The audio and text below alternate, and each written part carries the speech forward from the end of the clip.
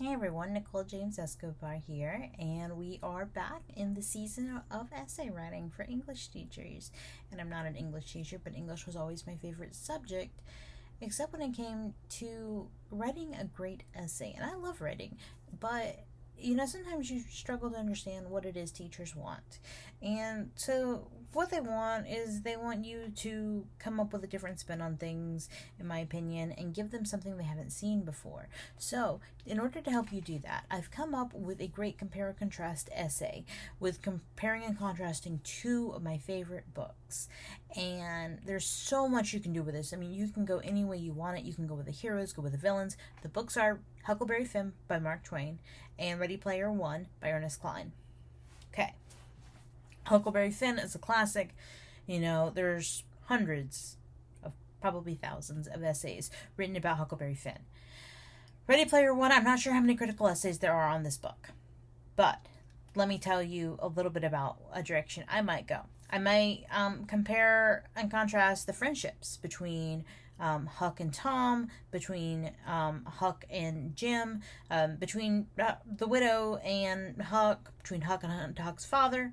You can do the same thing with Ready Player One, with Percival, with his relationship with Artemis or H, or even his father, or the lady in the house underneath him, or his aunt. There's lots of plot devices. One major thing would love to see an essay written on is the river in Huckleberry Finn is such an epic symbol throughout the entire book. But so is the oasis in Ready Player One. Because the oasis is a way that people communicate. So it is like the river. But it isn't, because, the river is a tangible place, it gets you from point A to point B, but the oasis is this digital virtual world.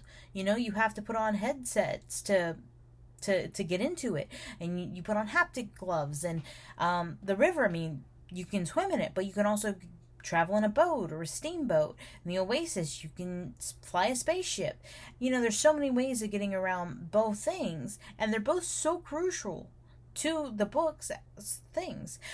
Both books are coming of age. And one question you could ask or answer is, what in each book changes the main character so that makes these books coming of age? And I believe the coming of age term is Bill Dung's Roman, one of my favorite types of books. But I would compare and contrast these because, as an English teacher, I'm sure that they get hundreds of the same essay, even about the classics. Huckleberry Finn, 4,000 essays of the same thing. They've read them over and over and over again. Give them something new. Stand out. Because, I think you could even do this at a high school level, college level, maybe even a graduate level, if you really want to go more deep into their motivations and psychoanalyze different things. So I think these work for a variety of levels. And there's so many angles that you can play with comparing and contrasting these. If you write this essay or a essay using both of these books, please send it to me. Either read it on a YouTube video or send me the link, because I would love to read it and see what you did and what direction you went, and tell me what grade you got on it.